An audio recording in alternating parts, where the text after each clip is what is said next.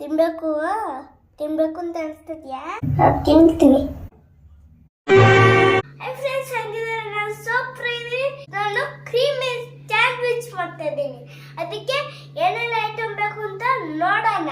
3 egg ತಗೊಂಡಿದ್ದೀನಿ, cheese ತಗೊಂಡಿದ್ದೀನಿ, ಪನ್ನೀರ್ ತಗೊಂಡಿದ್ದೀನಿ, ಮನೆ ಹಾಗಿಡೋದು ಮೆಣಸು, ಸಾಲ್ಟ್, ಆಯಿಲ್, ಕೊರಿಯಾಂಡರ್, ಬ್ರೆಡ್. ಎಲ್ಲ ನಾನೇ ಹೇಳ್ಬಿಟ್ಲಲ್ಲ.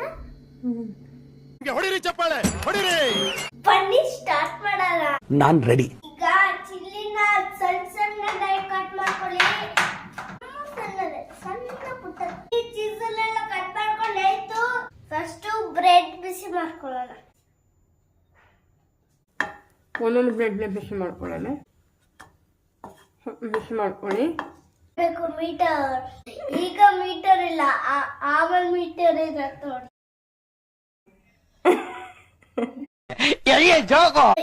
ಇಷ್ಟು ರೋಸ್ಟ್ ಆಯ್ತು. ಈಗ ತೆಗಿನದನ್ನ. ಈಗ ಎಣ್ಣೆ ಹಾಕೋತಾ ಇದೀವಿ. ಲೋ ಫ್ಲೇಮರ್ ಇರ್ಬೇಕು. ಆಮೇಲೆ ಮೊಟ್ಟೆ ನೋಡಿ ಕೂತಿದೀವಿ. ಈಗ ಮೊಟ್ಟೆ ಚೆನ್ನಾಗಿ ಕೊಡಿ.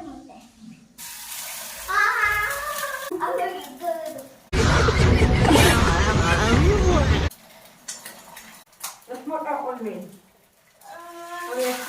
ಇದು ಎಲ್ಲ ಆಫ್ ಮಾಡಬೇಕು. ಚಿಲ್ಲಿ ಹಾಕೋಬೇಕು. ನಮ್ಮ ಪನ್ನೀರ್ ಹಾಕೋಬೇಕು. ಲಾಸ್ಟಿಗೆ ಚೀಸ್, ಉಪ್ಪು ಆಮೇಲೆ ಮಿಕ್ಸ್ ಮಾಡಬೇಕು. ಇದಕ್ಕೆ ಹಾಕೋದು ಮಾಡ್ಸೋದು.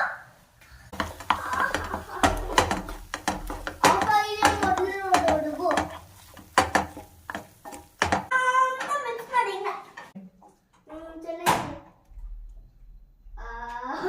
ಅದು ಚೀಸ್ ಹಾಕಿ ಹಂಗ್ ಬಂದಿದ್ದು. ಅದು ಚೀಸ್ ಹಾಕಿ ಹಂಗ್ ಬಂದಿದ್ದು. ಹಾಕೋ. Ready ready study 1 2 3 start. ಅದನ್ನ ಇಲ್ಲಿ ಇಟ್ಕೊಬಿಟ್ಟು